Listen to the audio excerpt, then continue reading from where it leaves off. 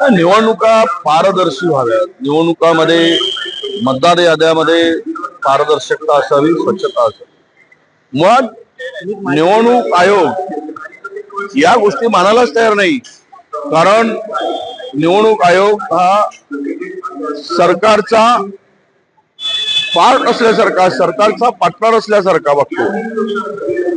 आणि अशा स्थितीमध्ये आम्ही ज्यावेळेस आमचा शिष्टमंडळ भेटला आणि विचारलो, त्यावेळेस त्यांच्याकडे उत्तर नव्हता यामध्ये असलेला घोळ। अरे एका घरामध्ये 400 लोक कसे राहू शकतात? हा कोणी घोळ तयार केला, कुणाच्या इशाऱ्यावर केला? आणि आम्ही ज्यावेळेस निवडणूक आयोगाकडे या सगळ्या बाबी मागतो त्यावेळेस मिरची मात्र सरकारला जमते आणि ते उत्तर देत बसतात, जसे यांचे वकील लागले आहेत। म्हणजे तुम्ही बेईमानी करून निवडणुका जिंकल्यात, तुम्ही जनतेचा मॅन्डेट तुमच्या मागे नव्हता, हे सगळं घोळ पाहिल्यानंतर आता सिद्ध झालेलं आहे। आणि म्हणून आमची मागणी आहे की या मतदार याद्यामधील झालेली जे काही गडबड आहे ती संपूर्णतः बोगस मतदार आहे।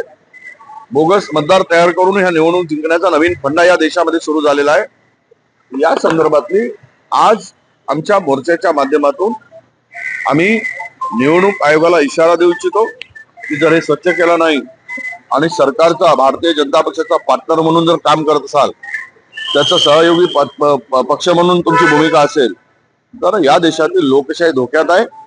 या देशामध्ये उद्याचा भविष्य अंधकारमय आहे। हे या ठिकाणी सांगण्यासाठी हा इशारा मोर्चा आहे आणि सरकारला आणि निवडणूक आयोगाला हा इशारा देणारा ठरेल की सावधान व्हा, जागेवर या, बेईमानी करू नका, आणि बेईमानी कराल तर तुम्हाला धडा शिकवल्याशिवाय आम्ही राहणार नाही, हा इशारा देण्यासाठी आजचा मोर्चा।